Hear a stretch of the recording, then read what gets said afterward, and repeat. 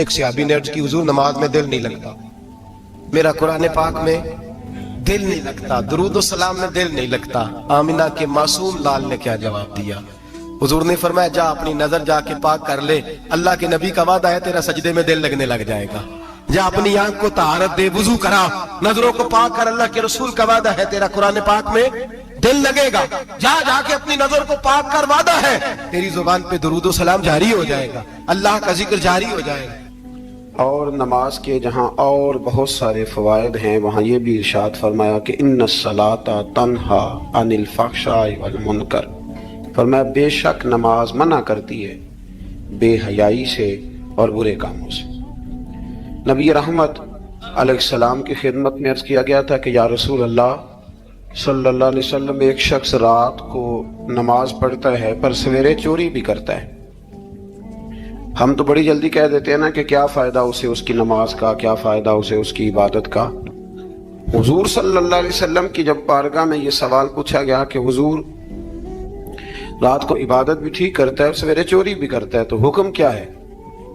تو حضور علیہ السلام نے فرمایا اگر وہ پابندی سے نماز پڑھتا رہا نا تو اس کی نماز اس سے چوری چھڑوا دے گی، اس لیے کہ نماز بے حیائی اور برے کاموں سے روک دیتی ہے۔ اگر کوئی کمزوریاں ہیں انسانی تقاضوں کے تحت تو نماز کی پابندی کریں۔ اگر آپ نماز کے پابند ہو گئے نا، کچھ وقت لگے گا تو پھر وہ بھی ساری کمزوریاں اللہ دور فرما دے گا۔ شرط یہ ہے کہ اس کو پابندی کے ساتھ پڑھتے رہیں۔ کچھ دوست کہتے ہیں نماز میں دل نہیں لگتا، تو میں نے کہا نہ بھی لگے تو پھر بھی پڑھے۔ تو میرا سوال یہ ہے کہ ایک آدمی بالکل فارغ ہے، سوائے نماز کے، عبادت کے، سونے کھانے کے اسے کوئی کام نہیں، اور ایک شخص بیچارہ مزدور ہے، وہ ریڑھی لگاتا ہے، مثال دینے لگا ہوں، وہ ریڑھی لگاتا ہے، اس کے پاس دکان بھی نہیں ہے کہ وہ شٹر نیچے کرے یا تالا لگا کے چلا جائے۔ اب وہ نہ کسی کو کہہ کے آیا کہ یار ذرا 10 منٹ ٹھہرنا، میں نماز پڑھ کے آیا، تو وہ چلا گیا۔ وہ بڑا بے چین ہے کہ میری پیچھے ریڑھی بھی ہے، وہ بندہ جلد باز نہ ہو جائے، وہ نکل نہ جائے، وہ تھوڑا سا میرا راس ہے، 2-4 ہزار کا مال ہے، غریب آدمی۔ نماز بھی اس نے پڑھی، توجہ اس کی پیچھے لگی رہی۔ ایک بالکل فارغ تھا، کوئی مجبوری نہیں تھی، اس نے بھی نماز پڑھی۔ آپ یہ بتائیے کہ زیادہ ہمت کس نے کی؟ اس کا تو دل ہی نہیں لگا نماز میں، ریڑھی کی فکر تھی، لیکن ہمت زیادہ اس نے کی، اس لیے کہ اس کی مجبوری ہے، اس کے لیے آزمائش پیچھے کھڑی ہے، تیار ہے۔ دوائی کھانے میں دل لگتا ہے؟ کیوں کہتے ہو میں دل ہی نہیں لگ رہا آپ کا؟ خدا نہ خواستہ خاکم بدن، اللہ ہم سب کو معاف فرمائے، اگر بچے کا آپریشن کرانا پڑ جائے تو دل کرتا ہے؟ کیوں کراتے ہو؟ اس کے لیے ضروری ہے۔ تو بھائی یہ فلسفہ ہی غلط ہے کہ میرا دل نہیں لگتا تھا تو میں نے چھوڑ دی۔ دل تو کئی دفعہ انسان کا دکان پہ بھی نہیں لگتا، بیچ دو گے؟ نہیں دل کرتا کام پہ جانے کو تو ریزائن کر دو گے؟ تو یہ تو بالکل سرے سے بات ہی بڑی عجیب ہے۔ ہاں دل لگنا چاہیے، نماز سے دلچسپی ہونی، لیکن نہ بھی لگے تو ہم کو دل کے لیے نماز نہیں پڑھ رہے، رب کے لیے نماز پڑھ رہے ہیں۔ ہاں یہ بات سمجھ لیں، نماز دل کے لیے نہیں، نماز وہ دیکھیں نا، ایک صاحب کہتے ہیں جی میں 5 نمازیں پڑھتا ہوں تو روزی میں برکت پھر نہیں ہوتی، تو میں کہتا ہوں وہ عبادت کرتے ہو کہ تجارت کرتے ہو؟ پیسے کمانے گئے تھے؟ پیسے کمانے گئے تھے کہ نماز پڑھنے گئے تھے؟ تو نماز آپ کو بے حیائی اور برے کام سے روک دے گی، پر شرط یہ ہے کہ نماز کی پابندی کرے اور بر وقت پڑھیں اور تھوڑی صحیح کر کے پڑھیں۔ مطلب نماز پڑھی جاتی ہے، اہتمام نہیں ہوتا، یعنی لوگ بھاگ کے وضو کرتے ہیں، فٹافٹ آتے ہیں، بھئی آج ہو گیا ہے۔ بڑی جو بندہ گاڑی بھگا کے لاہور پہنچنا چاہے تو وہ 15 منٹ جلدی پہنچ سکتا ہے، 1 گھنٹہ پہلے پہنچ سکتا؟ ممکن نہیں میرے عزیز، وہ ہو نہیں سکتا۔ جلدی نماز پڑھنے سے آپ کیا کر لیں گے؟ صحیح کر کے پڑھیں، سونی کر کے پڑھیں، تسلی کے ساتھ پڑھیں، ٹھنڈے دل کے ساتھ پڑھیں۔ مطلب نماز پڑھیں تو پھر مزہ آئے۔ امام اعظم کا ایک پڑوسی ہے تو وہ کہتا ہے کہ امام صاحب نا گرمیوں کے دنوں میں نا چھت پہ چڑھتے تھے، کیونکہ میرے گھر میں عورتیں نہیں تھی، مرد ہی تھے زیادہ، اور میرا ایک بچہ تھا چھوٹا۔ کہتے ہیں کہ وہ چھت پہ نماز پڑھا کرتے تھے تو وہ اتنی دیر تک کھڑے رہتے کہ لگتا کوئی ستون کھڑا ہے، رات کو ستون محسوس ہوتا، اتنی دیر تک وہ تلاوت کرتے، اللہ کی بارگاہ میں کھڑے رہتے۔ تو فرماتے جب ان کا انتقال ہوا تو میرا بیٹا کہنے لگا کہ ابا جی پڑوسیوں کی چھت پہ جو کھمبا تھا، جو ستون تھا، وہ کہاں گیا؟ تو کہتا میں رو پڑا۔ میں نے کہا بیٹا وہ ستون اور کھمبا نہیں تھا، وہ تو ابو حنیفہ تھا جو اپنے رب کے حضور کھڑا رہا کرتا۔ تو دلچسپی پیدا کریں. اللہ تعالیٰ ہمیں رمضان کے بعد بھی پابندی صلات کی توفیق عطا فرمائے.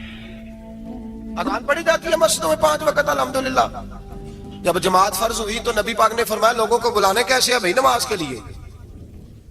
ایک صحابی نے مشورہ دیا یا رسول اللہ خشک گھاس آپ یہ ابھی فصل آئے گی مونجی کی تو اس کے ساتھ وہ جو کیا پرالی کہتے ہیں ہم اپنی زبان میں, وہ جب خشک ہو جاتی ہے نا اس کو آگ لگائیں تو آگ کا لاوا ذرا اونچا جاتا ہے, اونچا. صحابہ نے کہا یا رسول اللہ خشک آگ کو آگ لگائیں گے چھت پہ رکھ کے تھوڑی دیر کے لیے, اور یوں کر کے جب اٹھے گی نا تو سارے مدینے میں خبر ہو جائے گی کہ نماز کا وقت ہو گیا ہے. حضور نے فرمایا ٹھیک ہے. ایک صحابی کہنے لگے یا رسول اللہ صلی اللہ علیہ وسلم اونچا تف رکھ کے زور سے 1-2 دفعہ بجائیں گے لوگوں کو پتا مختلف باتیں. اللہ کے رسول نے فرمایا جاؤ سو جاؤ سویرے آؤ گے پھر مشورہ کریں گے کیا کرنا ہے. اور مالک بھی دیکھے کتنا کریم ہے, جو جماعت کا حکم بھیج سکتا ہے وہ اذان کا نہیں بھیج سکتا, لیکن وہ کہتا ہے لوگ کہیں میرے مصطفیٰ کا دروازہ چھوڑ نہ جائے. فرماتا ہے جاؤ میں نے نماز فرض کر دی ہے, طریقہ بھی میرا نبی بتائے گا اور اذان کے سلیقے بھی میرے مصطفیٰ ہی سکھائے گا. سویرے صحابہ اٹھ کے آئے تو حضرت عمر فاروق آئے کہنے لگے حضور میں نے خواب دیکھی ہے. حضور نے فرمایا تم نے بھی دیکھی ہے اور بھی کئیوں نے دیکھی ہے. یا رسول اللہ کیا؟ فرمایا چلو سناؤ. ایک صحابی اٹھے کہنے لگے حضور میں نے خواب دیکھی ہے کہ میں ایک بندہ کانوں میں انگلیاں لے کے کھڑا ہے اور کعبے کی طرف منہ کر کے کہہ رہا ہے اللہ اکبر اللہ اکبر اشہد ان لا الہ الا اللہ اشہد ان محمد رسول اللہ حیا علی الصلاۃ حیا علی وہ یہ کلمات پکار رہا ہے. حضور نے فرمایا چل تو بھی سنا. کہنے لگا حضور سنانا کیا ہے, یہ جو اس نے دیکھا ہے وہی میں نے دیکھا ہے. تیسرے سے کہا تو بھی سنا. کہا حضور جو اس نے دیکھا ہے وہی میں نے دیکھا ہے. چوتھے سے کہا حضور میں نے بھی یہی دیکھا ہے. فرمایا تم نے دیکھا نہیں, یہ میرے رب نے تمہیں دکھایا ہے, یہ اللہ نے تمہیں دکھایا ہے. فرمایا اب نہ آگ جلے گی نہ یہاں کچھ اور ہوگا, بلکہ میرا بلال چبارے پہ چڑھا کرے گا, مینارے پہ کھڑا ہوا کرے گا, اللہ کا نام بھی پکارے گا اور میرے ترانے بھی پڑھا کرے گا. اب اذان ہوگی اور قیامت تک اذان جاری. تو اذان کس سے ثابت ہوئی؟ صحابہ کی خواب سے. کہاں سے آئی؟ صحابہ کی. تو دین میں اگر خواب کوئی اہمیت ہی نہیں رکھتا, اتنا بڑا کام خواب کے ذریعے ہو گیا, تو میرے بھائی خواب کی حیثیت ہے, خواب کو سمجھیں. میرے نبی پاک غلاموں کی خواب میں آتے ہیں حضور جلوے. اور ایک بات سن لیں, نبی پاک صلی اللہ علیہ وسلم نے فرمایا جس نے خواب میں مجھے دیکھا اس نے مجھے ہی دیکھا ہے. شیطان خواب میں بھی آ کے میری صورت نہیں بنا سکتا, جس نے مجھے دیکھا اس نے مجھے. اور نبی پاک فرماتے ہیں جس نے مجھے خواب میں دیکھا بڑی جلدی ظاہری طور پہ بھی دیکھے گا. ظاہری میرے اعلیٰ حضرت سے کسی نے پوچھ لیا, کہا حضور ظاہری طور پہ کیسے دیکھے گا؟ آپ نے فرمایا پوچھ لو علماء سے. کہا حضور آپ بتائیں. آپ فرمانے لگے مجھے تو یوں لگتا ہے جس نے خواب میں مصطفیٰ کو دیکھا جب مرنے کا وقت آئے گا تو سامنے رسول اللہ کا چہرہ آ جائے. جب انسان کو تھوڑا سا ترجمہ آتا ہو نا, اس کی تھوڑی توجہ ہو, اسے نماز پڑھنے کا بھی بڑا ہی مزہ آتا ہے. نبی کریم علیہ السلام فرماتے ہیں, رب فرماتا ہے یہ سورہ فاتحہ میرے اور میرے بندے کے درمیان آدھی آدھی ہے, آدھی میری ہے آدھی میرے بندے کی ہے. جب وہ کہتا ہے نا مالک یوم الدین, تو یہاں تک وہ میری تعریف کرتا ہے. ایاک نعبد و ایاک نستعین تک پہنچتا ہے تو اب میرا اور اس کا آدھا آدھا کام شروع ہو جاتا ہے. پھر آگے میرا بندہ جب مجھ سے دعا مانگتا ہے تو یہ اس کے الفاظ ہیں جو میں اپنے فضل سے قبول فرمایا کرتا ہوں. تو ارشاد فرمایا تمام تعریفیں اللہ کے لیے جو تمام جہانوں کا پالنے والا ہے. الرحمن الرحیم, بڑا ہی مہربان ہے نہایت. یہ رحمان مبالغے کا صیغہ ہے, یعنی اتنا رحم کرنے والا کہ جتنا کوئی اور رحم نہ کر سکے. اس لیے اللہ ہی رحمان ہو سکتا ہے, بندہ کوئی رحمان نہیں ہو سکتا. بندے کو رحیم کہا جا سکتا ہے, نبی پاک رحیم ہے لیکن رحمان نہیں ہے. اس لیے کسی بھی انسان کا نام رحمان نہیں ہو سکتا. کسی دکان پر بعض اوقات لوگ نام رکھ لیتے ہیں رحمان بک ڈپو, تو یہ درست نہیں ہے. بندے کا نام رحمان نہیں ہو سکتا, عبد الرحمان, اس لیے کہ یہ لفظ رحمان خدا کے علاوہ کسی اور کے لیے بولنا درست نہیں ہے. پھر ارشاد فرمایا مالک یوم الدین, اللہ مالک ہے قیامت کے دن کا. تو یا اللہ آج کے دن کا مالک بھی تو ہی ہے. آج جو یکم رمضان مبارک ہے تو اس دن کا مالک بھی اللہ ہی ہے. تو یہ جو خاص کر کہا مالک یوم الدین, اس کا معنی یہ ہے کہ یہاں کچھ لوگ عارضی طور بھی تو بعض چیزوں کے مالک ہے نا, یہ زمین میری ہے, یہ گھڑی میری ہے, یہ گھر میرا ہے, یہ بچے میرے ہیں. عارضی طور پر بھی تو لوگ مالک ہیں، لیکن قیامت کے دن عارضی طور پر بھی کوئی مالک نہیں ہوگا. قیامت میں ساری بادشاہی فقط میرے اللہ کی ہوگی. بلکہ رب کریم فرمائے گا کہاں ہیں وہ لوگ جو دنیا میں بادشاہ بنا کرتے تھے؟ کدھر ہے؟ بڑے بڑے کج کلا جو کہتے تھے کہ ہم اٹھتے ہیں تو لوگ اٹھتے ہیں، بیٹھتے ہیں تو دنیا بیٹھ جاتی، وہ کہاں ہے؟ جب کوئی نہیں بولے گا تو رب فرمائے گا للہ الواحد القہار، آج ایک رب واحد اور قہار کی حکمرانی ہے. پھر ارشاد فرمایا ایاک نعبد و ایاک نستعین، بے شک ہم تیری ہی عبادت کرتے ہیں اور تجھی سے مدد چاہتے ہیں. عبادت بھی اللہ کی ہے اور مدد بھی. یہ جو بندوں کے ذریعے بعض اوقات مدد ہوتی ہے تو یہ مدد بھی اللہ کی ہے، یہ مدد بھی اللہ کی ہے. یہ کسی بندے نے مائک بنایا ہے جس کی مدد سے آپ تک آواز جا رہی ہے، تو اس کو عقل کس نے دی تھی بنانے کی؟ تو پھر مدد کس کی ہوئی؟ اللہ کی. تو دنیا میں کوئی بھی جو مدد کرتا ہے وہ اللہ کے ولی کرے، نبی کرے، پیغمبر کرے، تو وہ مدد کس کی ہے؟ اللہ کی. اس لیے کہ وہ ذاتی طور پر کچھ بھی نہیں کر سکتے. اگر اللہ انہیں توفیق نہ دے وہ کسی کی مدد نہیں کر سکتے. تو ایاک نعبد و ایاک نستعین، ہم تیری ہی عبادت کرتے ہیں، تجھی سے مدد چاہتے ہیں. اہدنا الصراط المستقیم، اے اللہ ہمیں سیدھا راستہ دکھا. کون سا راستہ سیدھا ہے؟ کون سا راستہ سیدھا ہے؟ تو اللہ نے خود ہی فرمایا ایسے نہ بھٹک جانا، راستہ سیدھا وہ ہے صراط الذین انعمت علیہم، ان لوگوں کا راستہ سیدھا ہے جن پر اللہ نے انعام فرمایا ہے. اور وہ کون ہے؟ قرآن مجید نے خود فرمایا انعم اللہ علیہم من النبیین والصدیقین والشہداء والصالحین. وہ نبی ہیں، صدیق ہیں، شہید ہیں اور نیک لوگ ہیں. فرمایا اپنی مرضی کے راستے پہ چلو گے تو بھٹک جاؤ گے. رب کی بارگاہ میں سوال کرنا کہ وہ تمہیں نبیوں کے، صدیقوں کے، شہیدوں کے اور نیک لوگوں کے راستے پہ چلائے. غیر المغضوب علیہم ولا الضالین، نہ ان لوگوں کے راستے پہ چلا جن پر تیرا غضب ہوا، اور نہ ان کے راستے پہ چلا جن پر تو ناراض ہوا، جنہیں تو نے گمراہ کیا. ان لوگوں کے راستے پہ نہ چلا بلکہ ان لوگوں کے راستے پہ چلا جن پر تیرا انعام ہوا. یہ جو لوگ ہیں نا مغضوب علیہم ولا الضالین، ایک گروہ یہودیوں کا ہے اور ایک عیسائیوں کا ہے. کہا جا رہا ہے یا اللہ نہ یہودیوں کے راستے پہ چلا اور نہ عیسائیوں کے راستے پہ چلا، ہمیں تو ابو بکر صدیق کے راستے پہ چلا، ہمیں تو عمر فاروق کے راستے پہ چلا، عثمان غنی، مولا علی اور جناب ابو ہریرہ کے راستے پہ چلا. اب یہ سورہ فاتحہ کا تو میں نے مکمل ترجمہ عرض کیا. سورہ بقرہ یہ قرآن مجید کی سب سے بڑی سورہ ہے. ایک حدیث اس کی فضیلت پہ سن لیں. نبی کریم علیہ السلام نے فرمایا جس گھر میں سورۃ بقرہ پڑھی جائے نا، فرمایا جن کیا وہاں سے تو شیطان بھی بھاگ جاتا ہے. سورہ بقرہ گھروں میں پڑھیں، یہ سب سے بڑا تعویذ ہے. اگر گھر میں جنات ہوں، کوئی آسیب ہوں، اور یہ وہ والا تعویذ ہے جو مدینے والے رسول نے عطا فرمایا ہے.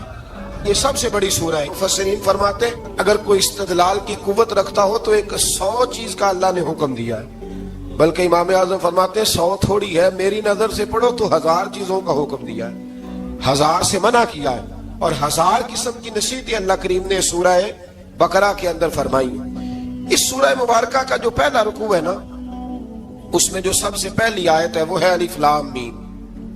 ان کو کہتے ہیں حروف مقطعات. پہلا لفظ ہی جب کوئی قرآن مجید کا پڑھتا ہے نا، بہت بڑا عالم، فاضل، بہت بڑا محدث، تو اسے یہ کہنا پڑتا ہے کہ میں نہیں جانتا، اللہ جانتا ہے یا اللہ کا رسول جانتا ہے. الف لام میم کا معنی ہم نہیں جانتے، اللہ جانے یا اللہ کا رسول جانے، یا جس کو وہ دونوں بتا دیں وہ جانتا ہے، ورنہ یہ اللہ اور اس کے رسول کا راز ہے. یہ آگے ارشاد فرمایا ذالک الکتاب لا ریب فیہ، یہ وہ عظیم کتاب ہے جس میں شک کی کوئی گنجائش نہیں ہے. ھدی للمتقین، یہ ہدایت ہے پرہیزگاروں کے لیے. سوال یہ ہوتا تھا کہ یا اللہ جو متقی پرہیزگار ہیں وہ تو پہلے ہی ہدایت پہ ہیں، تو قرآن بھی اگر انہیں ہدایت دے گا تو پھر جو گناہگار ہیں ان کی ہدایت کہاں ہے؟ تو اس آیہ مقدسہ کا معنی مفسرین نے یہ بیان فرمایا ہے کہ مطلب اس کا یہ ہے کہ قرآن ہدایت دیتا سب کو ہے، لیکن اس سے ہدایت حاصل متقی لوگ کرتے ہیں. بارش برستی ہے نا سب جگہوں پہ، لیکن اگر کسی نے فرش کرایا ہو، ٹائلیں لگوائی ہو، تو وہاں پھل پھول اگ سکتے ہیں، سبزہ اگ سکتا ہے. اس کے لیے زمین کا زرخیز ہونا شرط ہے. قرآن مجید سب کو ہدایت دیتا ہے، لیکن قرآن مجید سے ہدایت لیتے وہ ہیں جنہیں اللہ نے تقوی والا دل عطا فرمایا، ڈرنے والا دل دیا. آگے جو آیات ہیں نا 5، ان میں اللہ تبارک و تعالیٰ نے मुत्तकी लोगों की फजीलत बयान की है, निशानियां बयान की हैं कि वो कौन होते हैं। उनमें पहला इरशाद फरमाया कि मुत्तकी वो होता है जो गैब पे ईमान ले आता है, इस चक्कर में नहीं पड़ता कि आंखों से देखूंगा तो मानूंगा। और दूसरा फरमाया मुत्तकी वो होता है जो नमाज कायम करता है और अल्लाह के दिए हुए रिस्क से अल्लाह के रास्ते में खर्च करता है। और तीसरा फरमाया मुत्तकी वो होते हैं क्या महबूब जो कुरान हमने आप पे नाजिल किया उस पर भी ईमान लाते हैं और जो आपसे पहले नाजिल किया गया उस पर भी ईमान लाते हैं, यानी तौरात को, ज़बूर को, इंजील को, इसको भी वो मानते हैं। और फिर अल्लाह करीम ने फरमाया उलाइका अला हुदम मिर रब्बिहिम व उलाइका हुमुल मुफलिहून।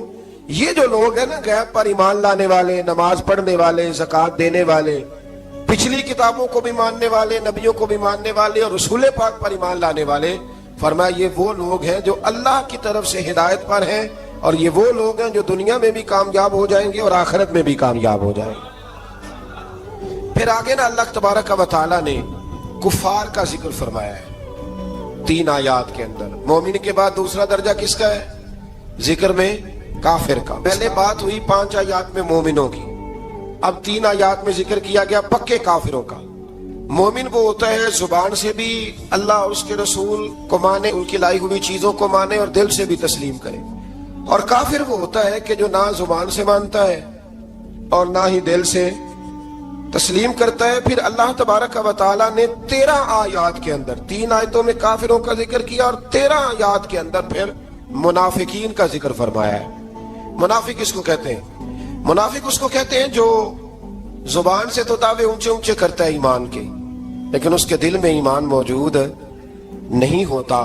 आप हैरान होंगे, यहीं पे बात को जरा गौर से समझे कि मोमिनों का जिक्र 5 आयात में और कुफार का 3 आयात में, पक्के कुफार का।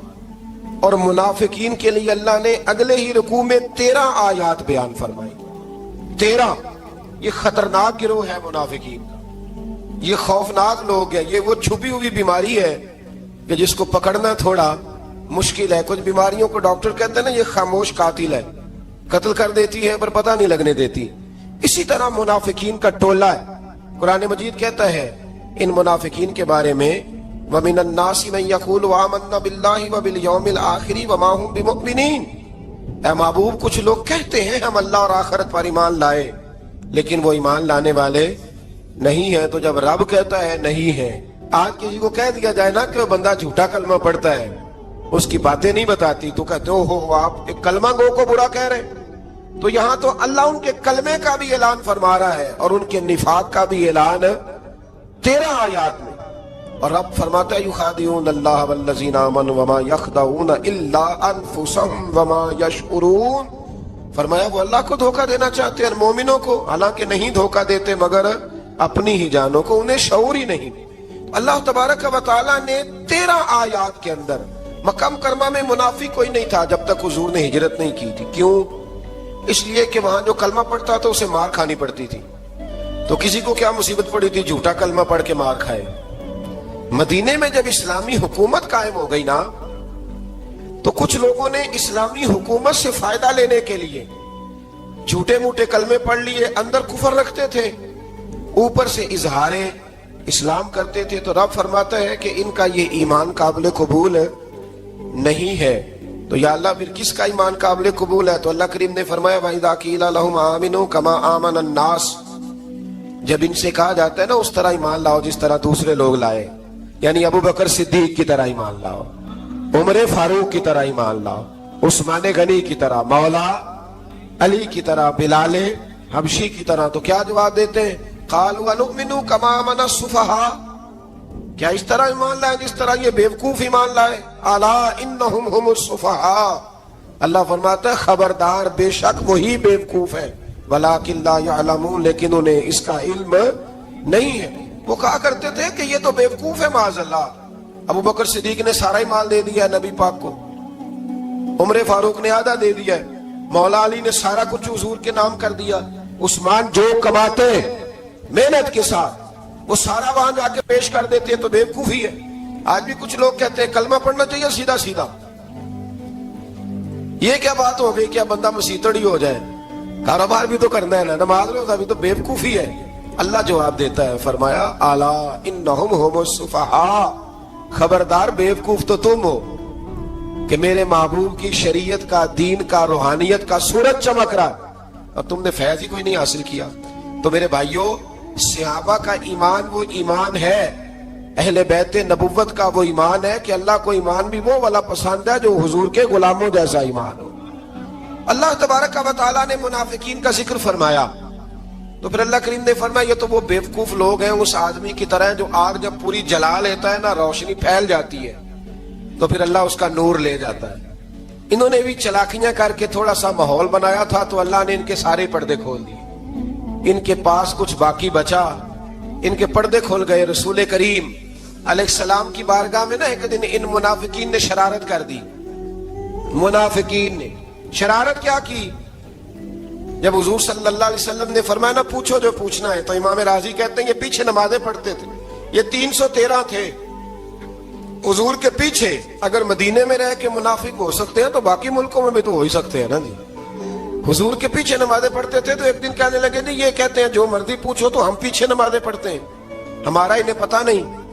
جب یہ اعتراض کیا نا حضور کے علم پر، آپ سمجھ لیں کہ حضور کے علم پر اعتراض کرنا طریقہ کس کا ہے؟ طریقہ کس کا ہے حضور کے علم مبارک پر اعتراض کرنا؟ کہنے لگے پیچھے نمازیں پڑھتے انہیں پتہ ہی نہیں۔ جب یہ کہا تو اللہ کے رسول نے نا، جمعے والا دن تھا، حضور نے فرمایا میرے علم پر اعتراض کرتے ہو؟ 70 بندے نام لے کر اور ولدیتیں لے کر، بلکہ بہت سارے ایسے تھے جنہیں کنفرم ہو گیا کہ ولدیت اصل میں ہے کیا، انہیں طے ہو گیا۔ حضور کے بے ادب کے لیے یہ طے کرنا بھی مشکل ہوتا ہے نا، طے ہو گیا کہ ولدیت ہے کیا۔ 70 بندے نام لے کے حضور نے مسجد نبی سے نکال دیے، فرمایا یا فلاں بن فلاں قم فخرج فإنک منافق، او فلاں کے بیٹے فلاں کھڑا ہو جا، نکل جا، تو منافق ہے۔ حضور نے 70 بندے نکال دیے۔ اب 70 بندے اکٹھے گلی میں نکلے تو رش تو پڑ جاتا ہے نا۔ حضرت عمر فاروق لیٹ ہو گئے، جمعے میں آ رہے تھے، ان کو جاتے ہوئے دیکھا تو عمر فاروق فرمانے لگے جمعہ ہو گیا ہے بھائی، 70 بندے نکل آئے باہر، جمعہ ہو گیا ہے۔ تو ایک منافق کہنے لگا تھا کہ نہیں حضور نے نکال دیا، تو عبداللہ بن ابی سلول جو ان کا سربراہ تھا نا، وہ کہنے لگا چپ کر۔ حضرت عمر سے کہنے لگا ہاں جی ہو گیا ہے۔ وہ بھی کہنے لگا تھا نہیں ہوا، ہمیں نکال دیا گیا۔ تو یہ سردار کو لگنے لگا ہو گیا ہو گیا۔ حضرت عمر کہنے لگا چلو جمعہ ہو گیا تو جا کے اندر حضور کی زیارت ہی کر لیتا ہوں، لیٹ تو ہو ہی گیا ہوں۔ حضرت عمر اندر چلے گئے تو پیچھے سے وہ منافقین اپنے سردار سے کہنے لگے کہ 2 منٹ میں عمر کو پتہ چل جائے گا کہ تم نے جھوٹ بولا ہے۔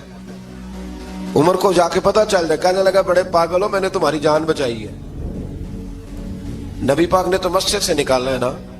تو عمر کو پتہ چل جاتا نا ہم منافق ہیں، تو ابو بکر بھی مسجد میں تھے، علی بھی مسجد میں تھے، عثمان بھی مسجد میں تھے، بچانے والا ہی کوئی نہیں تھا۔ عمر نے تلوار لے کے تو دنیا سے نکال دینا تھا، تو میں نے جان بچائی، آپ جائیں گے نا اندر تو حضور ٹھنڈا کر دیں گے، فرمائیں گے چلو میں نے نکال جو دیا ہے۔ تو یہ وہ منافقین کی جماعت ہے۔ دوسرے سے تیسرے رکوع میں نا اللہ تعالیٰ نے انسان کو یاد کرایا ہے کہ تو نے عبادت اپنے رب کی کرنی ہے، اور فرمایا رب تمہارا وہ ہے جس نے تمہارے لیے زمین کو فرش بنایا ہے، آسمان کو چھت بنایا ہے، اور آسمان سے پانی برسا کے تو زمین سے پھل اگائے ہیں، رزق لکم، وہ بھی تیرے کھانے کے لیے اگائے ہیں۔ وہ جو آسمان سے بارش برسا کے زمین سے سبز اور پھل اگائے ہیں تو وہ بھی تیرے لیے۔ جب سارا کچھ تیرے لیے بنایا تو بھی تو عبادت کرنا اپنے رب کی، پھر کسی کو اس کا شریک نہ ٹھہرا۔ ایک چیلنج بھی کیا قرآن مجید نے اس رکوع کے اندر، کہا کرتے تھے مکے کے لوگ کہ آپ قرآن مجید کی آیتیں نبی کریم علیہ السلام سے کہا کرتے تھے کہ معاذ اللہ آپ خود بناتے ہیں، بنا کے لاتے ہیں۔ تو اللہ کریم نے فرمایا وَإِن كُنتُمْ فِي رَيْبٍ مِّمَّا نَزَّلْنَا عَلَىٰ عَبْدِنَا فَأْتُوا بِسُورَةٍ مِّن مِّثْلِهِ، اگر تمہیں شک ہو نا اس میں جو ہم نے بندہ خاص پہ نازل کیا ہے تو تم بھی اس جیسی ایک صورت بنا کے لاؤ۔ پڑھے لکھے تو تم بھی ہو نا، مکے میں تم بھی رہتے ہو، تو ایک صورت بنا کے لاؤ۔ قرآن مجید ہم سے چھینا گیا ہے سازش کے تحت، اس لیے کہ جس قوم کو قرآن آ جاتا ہے نا پھر کوئی کافر اس کا مقابلہ نہیں کر سکتا۔ دیکھیں نا اگر کافروں کے پاس جواب ہوتا قرآن پاک کا تو بدر اور احد میں نا کوئی آیت بنا کے لاتے قرآن کے مقابلے کی، تلواریں لے کے نہ آتے، ان کے پاس جواب ہی نہیں تھا۔ اور قیامت تک کسی کافر کے پاس قرآن مجید کا کوئی جواب، قرآن کا کوئی جواب कसम अल्लाह की जवाब कोई नहीं कुरान का, इसका कोई जवाब नहीं। क्या बात है कुरान पाक की। वो एक दफा मुसलमान कज़्ज़ाब बेईमान कहने लगा मैंने बना लिया है कुरान पाक का जवाब। माज़अल्लाह, जवाब क्या बनाया? वो सूरत है ना अलकारिया तुम अलकारिया वमा अदराका मलकारिया, खड़खड़ाने वाली क्या है, खड़खड़ाने वाली तुम्हें क्या पता क्या है खड़खड़ी, क़यामत का जिक्र है। कहने लगा मैंने इसकी ऐसी सूरत बना लिया, तो क्या बनाया? अलफील मलफील वमा अदराका मलफील। कहने लगा हाथी, तुम्हें क्या पता क्या हाथी, तुम क्या जानो क्या हाथी। तो पास जो उसके अपने बैठे थे ना चेले, वो कहने लगे चुप कर जा, सारे जमाने को पता है हाथी क्या होता है। तो पागल है, उसके दो कान होते हैं, एक सूंड होती है, चार उसके पैर होते हैं। बेवकूफ आदमी, कुरान का मुकाबला करना है तो कुछ चज के साथ कर, पागलों की तरह मुकाबला करेगा, जूते खाएगा भी, हमें भी पढ़वाएगा। तो कुरान मजीद का कोई मुकाबला कर सका? तो इस आयत मुबारका में अल्लाह ने काफिरों को यह कहा अगर मुकाबला नहीं कर सकते तो फिर अल्लाह से डरो, वरना दोज़ख में डाले जाओगे, वो जिसका ईंधन आदमी और पत्थर है, और बनाई भी काफिरों के लिए गई है। उइद्दत लिल काफिरीन, जहन्नम किसके लिए बनाई गई है?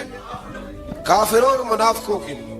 मुसलमानों के लिए बनाई गई, मुसलमान मर्जी से छलांगे लगाएं तो इनकी मौज है, वरना इनके लिए जहन्नम, इनके लिए अल्लाह ने जन्नत बनाई। और ये बात करते ही रब करीम ने फरमाया, ए महबूब अलैहिस्सलाम मोमिनों को खुशखबरी दे दे कि अल्लाह ने उनके लिए जन्नत बनाई है, उसमें बागात हैं, उन्हें रिस्क दिया जाएगा खाने के लिए, और उसमें उन्हें पाकीज़ा बीवियां दी जाएंगी, और फिर वो उसमें हमेशा रहेंगे, उन्हें उससे निकाला नहीं जाएगा। आगे जो आयत करीमा है ना, उसके अंदर अल्लाह तबारक व तआला ने फरमाया है कि अल्लाह हया नहीं करता समझाने के लिए मच्छर की मिसाल भी देनी पड़े। फरमाया कुरान से कुछ लोग हिदायत हासिल करते हैं और कुछ गुमराह हो जाते हैं। जब लोग अपनी मर्जी की तशरीहात चाहते हैं तो गुमराह होते हैं, और जब कुरान को रसूलुल्लाह सल्लल्लाहु अलैहि वसल्लम और उम्मत मुस्लिमा की तशरीहात की रोशनी में समझते हैं तो फिर अल्लाह हिदायत अता फरमाता।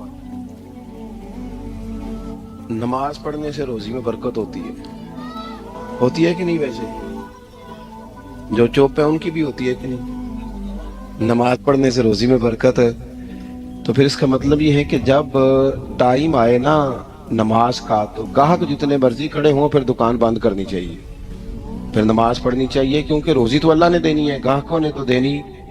तो सबसे पहले जरूरी है मजबूती ईमान, तवक्कुल, अल्लाह की जात पर भरोसा।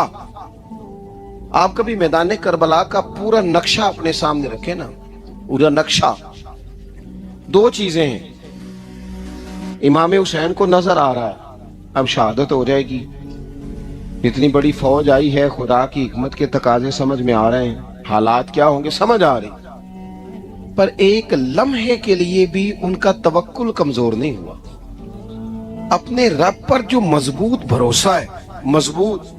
सैयदा तैयबा ताहिरा हजरत फातिमा ज़हरा रज़ियल्लाहु ताला अन्हा ना ऊंट के बालों की बनी हुई चादर ओढ़कर चक्की पीस रही थी। यहाँ बीबियां बड़ा रोती हैं, गरीबी बड़ी है, बड़ी गरीबी है। हालांकि अब कौन बंदा पेबंद वाले कपड़े पहनता है जी, दौर ही गुजर गया। अब तो बड़ी मुश्किल से वो लोग मिलते हैं जो जूता टूट जाए तो गांठ के पहने, वरना तो नए जूते आ जाते हैं। हजरत सैयदा पाक ऊंट के बालों की बनी हुई चादर ओढ़ के चक्की पीस रही थी।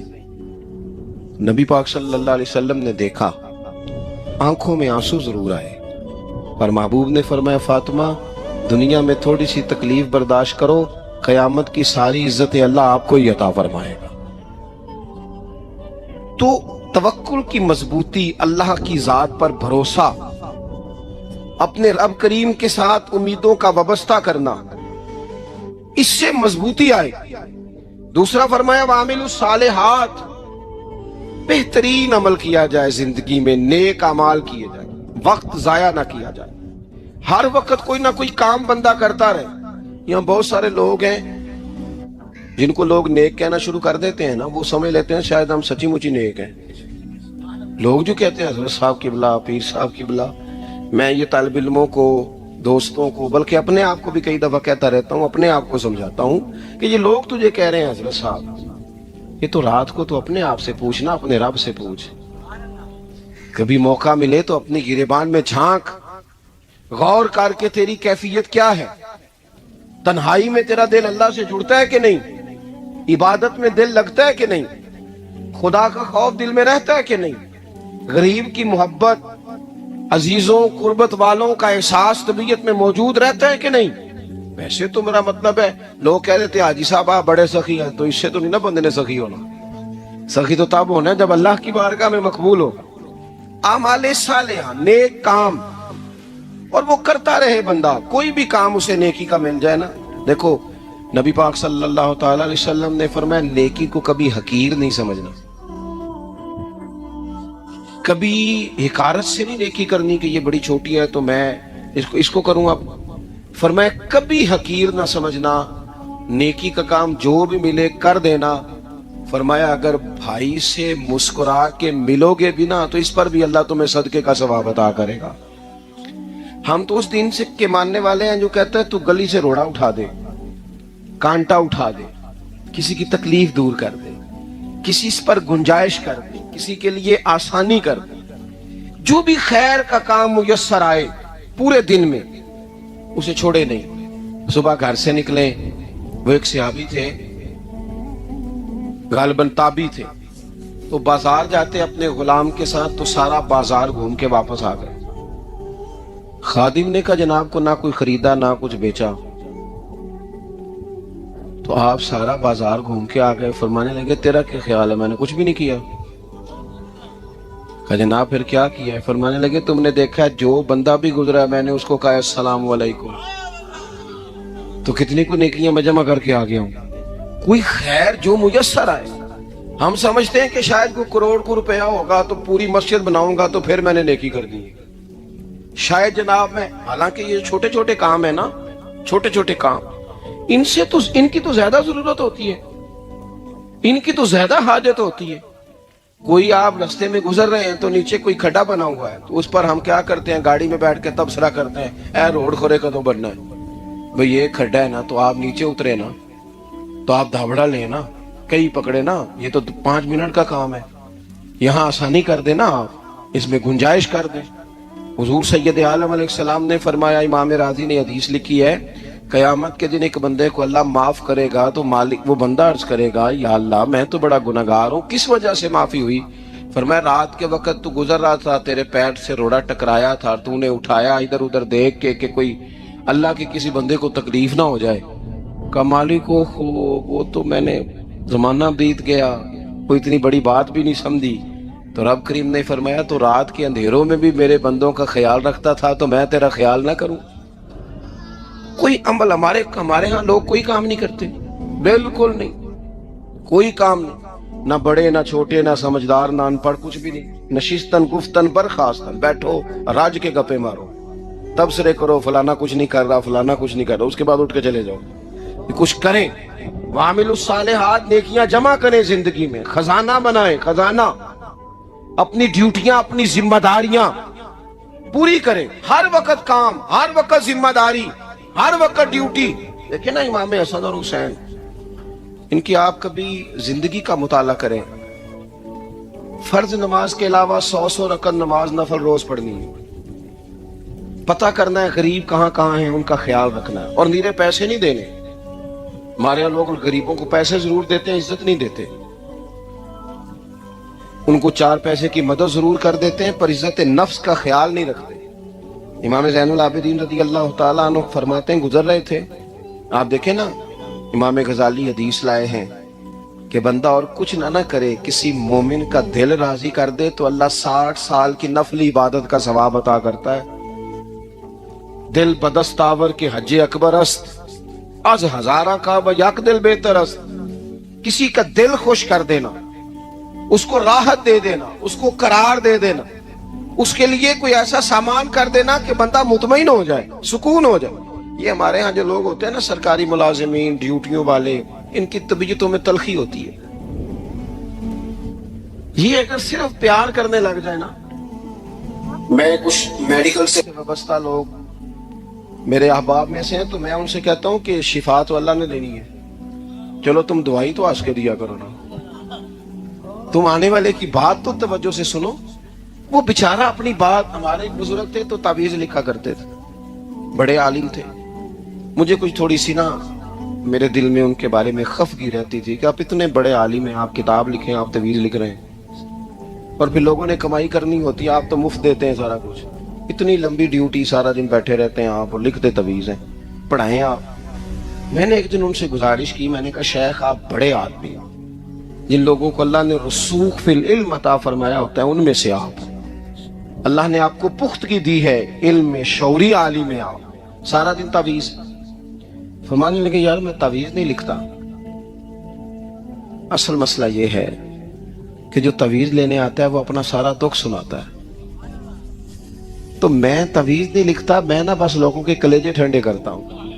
मैं किसी का, अब तो बच्चों के पास टाइम ही नहीं, वो तो अब्बा का दुख नहीं सुनते, बिल्कुल नहीं, वो तो ढूंढते हैं कोई कोना मिले तो जाके मोबाइल देखें, वो तो बैठते ही नहीं। अम्मा कह रही होती है कि पुत्र को 10 मिनट मेरे पास भी बैठा कर, लेकिन पुत्र मसरूफ बड़ा है, वीडियो चढ़ानी है उसने, टिकटॉक बनाना है उसने नई तस्वीर चढ़ानी है, हम उलझ गए। ये चीजें इंसान को नफसियाती तौर पर कमजोर कर देती हैं। जो लोग ज्यादा ये काम करते हैं उनके हाफजे कमजोर हो जाते हैं, वो उलझ जाते हैं, उन्हें पता नहीं होता रात मैंने क्या कहा था, सुबह मैं क्या कह रहा हूं। हर वक्त नहीं, जरूरत के वक्त, हर टाइम नहीं, मखसूस औकात। हजरत इमाम ज़ैनुल आबिदीन रज़ी अल्लाह ताला अन्हु फरमाने लगे, हम गुजर रहे थे, इमाम हुसैन साथ थे, तो रस्ते में ना कुछ गुरबा, गरीब लोग बैठ के खाना खा रहे, कहते हैं हमारी उन पर नजर। आयत नंबर 46 में अहले किताब से बहस और मुबासा और मुजादला के आदाब और उसलूबे तबलीग के शाइस्ता और पसंदीदा होने का बयान किया गया। जब आप तबलीग करें तो आपके जुमले बड़े शुस्ता होने चाहिए, साफ सुथरी बात आप करें। कुरान मजीद ने कहा ना, उदउ इला सबील रब्बिका बिल हिकमा वल मौइज़तिल हसना, लोगों को अल्लाह की तरफ बुलाओ तो खूबसूरत नसीहत के साथ, हिकमत के साथ और अच्छे अंदाज में। अब तो अल्लाह ताला माफ करे, कभी कभी सोच में पड़ जाते हैं कि ये मतलब क्या हो रहा है, यानी अब मौलवी के नाम के नीचे लिखा है फनी मौलवी, ये मौलवी के नाम के नीचे लिखा है और उसको देखने वालों की तादाद लाखों में होती है, कहते हैं ये मौलवी फनी है। भाई आप थोड़ा समझे, मस्जिद में तो जो आदमी ज्यादा हंसता है उसकी कब्र में अंधेरा होता है। आप ये क्या कर रहे हैं? हाँ, कोई बात ऐसी आ जाती थी तो अल्लाह के नबी भी मस्जिद में मुस्कुराते थे, हुजूर भी मुस्कुराते थे, सहाबा भी मुस्कुराते थे, और सहाबा कहते हैं हुजूर जब मुस्कुराते थे तो दांतों से नूर निकलता था, मस्जिद नबी की दीवारें भी चमक उठती थी। लेकिन ये मतलब मौलवी को इसलिए बुलाना कि वो लतीफे सुनाएगा, वो तंज़ो मिज़ाह की बात करेगा, तो आपने क्या फर्क रखा मस्जिद में, अल्लाह के घर में और दीगर जगहों पे? आप जरा समझिए इस बात कि वही बात जो कुरान ने कही कि लोगों ने दीन को खेल तमाशा बना लिया है, माज़अल्लाह, लोगों ने खेल तमाशा समझ लिया है, किस तरफ मतलब कौम लग गई है, और बड़ा बड़ा उरूज है और बड़ी बड़ी बातें हैं, बीच में है क्या कि लतीफे सुनाए जा रहे हैं और दास्तान सराई हो रही है और कहानियां हो रही, और कौम है कि वो उस पर लगी हुई अच्छी नसीहत, खूबसूरत जुमले। मेरे रसूल करीम अलैहिस्सलाम के गुलाम कहते हैं हुजूर जन्नत का जिक्र करते थे तो यूं लगता था हम जन्नत की सैर कर रहे हैं। हुजूर दोज़ख की बात करते तो हमारे खौफ से रोंगटे खड़े हो जाते, और हुजूर क़यामत का जिक्र करते तो यूं लगता कि निकल के बाहर जाएंगे तो क़यामत आ जाएगी। ये अंदाज था हुजूर का बात करने की। तो लिहाजा बड़ी शुस्ता, बड़ी साफ सुथरी और बड़ी मीठी और बड़ी ठंडी बात करें। दीन की बात जब आप करें तो फिर उसमें हुस्न छलके। आम आदमी और दीनदार आदमी के लबो लहजे में फर्क होना चाहिए, उसे समझना चाहिए। अल्लाह तौफीक अता फरमाए। रसूलुल्लाह सल्लल्लाहु अलैहि वसल्लम की सिफात में से एक सिफत नबी उम्मी होना भी है। उम्मी का माना आला हज़रत ने फरमाया बेपढ़ा हुआ, जिसने दुनिया में किसी से पढ़ा ना हो, यानी आपने रस्मी तौर पर लिखना पढ़ना नहीं सीखा। इसमें भी अल्लाह ताला की बेपनाह हिकमत है कि हुजूर ने दुनिया में आके पढ़ना लिखना नहीं सीखा। आयत नंबर 48 में फरमाया कि आप नुज़ूल कुरान से पहले कोई किताब नहीं पढ़ते थे। ये बड़ी अनोखी बात का जरा समझिए, ये भी मेरे नबी की शान है। हुजूर ने कुरान के नाजिल होने से पहले रब फरमाता है कोई किताब पढ़ी ही नहीं, कोई किताब हुजूर ने पढ़ी नहीं। लेकिन हुजूर तौरात की बातें भी बताते थे, इंजील और ज़बूर की बातें भी बताते थे, वो नहीं पढ़ा हुजूर ने। और ना ही नबी पाक अलैहिस्सलाम दाएं हाथ से लिखते थे, लेकिन हुजूर का लिखना बहरहाल साबित है। बाद में नबी पाक का बतौर मोजज़ा लिखना साबित है, अहादीस मुबारका से साबित है। लेकिन हुजूर अलैहिस्सलाम ने ना कोई किताब पढ़ी, ना दुनिया में हुजूर किसी के शागिर्द हुए। अर्रहमानु अल्लमल कुरान, रहमान फरमाता है मैंने खुद उन्हें कुरान सिखाया है। हुजूर ने अपने रब से सीखा, डायरेक्ट अल्लाह के शागिर्द है मेरे नबी करीम। और या अल्लाह क्या सिखाया, क्या सीखा? तो फरमाया वअल्लमका मा लम तकुन तअलम, महबूब जो नहीं जानते थे रब ने सारा ही सिखा दिया है। लोग पूछते हैं आपके उस्ताद का नाम क्या है? देख जितना बड़ा उस्ताद हो शागिर्द का इल्म भी उतना बड़ा होता है। तो नबी पाक ने अल्लाह से सीखा है। अब आप अंदाजा कर लें कि अल्लाह ने क्या क्या इल्म मेरे रसूल को सिखाया है। तो नबी उम्मी का माना है बेपड़ा हुआ। आयत नंबर 50 से कुफार के मोजजे की फरमाइश के जवाब में फरमाया कि कुरान मजीद से बढ़कर मोजजा और क्या हो सकता है, इसके अलावा क्या मोजजा मांगते हो, ये बहुत बड़ा मोजजा है। आजाब के मुतालबे पे फरमाया कि इसका एक वक्त मुकर्रर है, वो वक्त पे आएगा, किसी के कहने पर नहीं आएगा। आयत नंबर 56 में मोमिन बंदों को फरमाया जा रहा है कि जिस सर जमीन पर अल्लाह तबारक व तआला की रजा के मुताबिक जिंदगी गुजारना मुश्किल हो तो अल्लाह ताला की इबादत की खातिर वहां से ऐसी सरजमीन की तरफ हिजरत कर जाओ जहां तुम बेखौफ व खतर अपने रब की बंदगी कर सको। हिजरत करने का हुक्म दे दिया अगर कहीं खुल के इबादत करने का मौका मुयस्सर ना हो। मेरा ख्याल है कि दुनिया में शायद ही कोई ऐसा खिता हो जहां खुलकर इबादत करने का मौका मुयस्सर। मैंने बरतानिया में एक मदीना मस्जिद देखी, बहुत बड़ी वसी मस्जिद। मैंने एक जुमा वहां पढ़ाया, तो जुमे के बाद हम नमाजियों के बीच बैठे। मैंने कहा आपने बड़ी शानदार मस्जिद बनाई। तो वो कहने लगे कि यहाँ की हुकूमत ने हमारे साथ ताउन किया। आप हैरान होंगे मेरी बात सुन के। वो कहने लगे जब हम मस्जिद तामीर कर रहे थे तो यहाँ से पीछे से एक रोड गुजरता था, हमारी मस्जिद में आड़े आता था, तो हमने गवर्नमेंट को एप्लीकेशन दी कि ये रोड आ रहा है। तो कहते मस्जिद की खातिर गवर्नमेंट ने रोड बंद करके रोड ऊपर से गुजार दिया है। अब तो इबादत करने की तो कोई दिक्कत नहीं, पर शर्त यह है कि इबादत करने वाले भी तो होने चाहिए ना।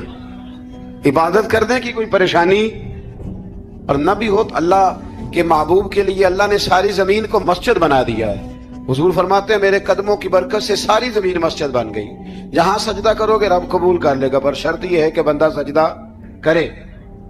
फरमाया और कितने ही जानवर हैं जो अपना रिस्क उठाए नहीं फिरते, इनको अल्लाह रिस्क देता है और तुमको भी, यानी इंसान कितनी ही मंसूबा बंदी क्यों ना करे, असबाब का इख्तियार करना बजा है, लेकिन राज़िक हकीकी तौर पर सिर्फ अल्लाह ताला ही है।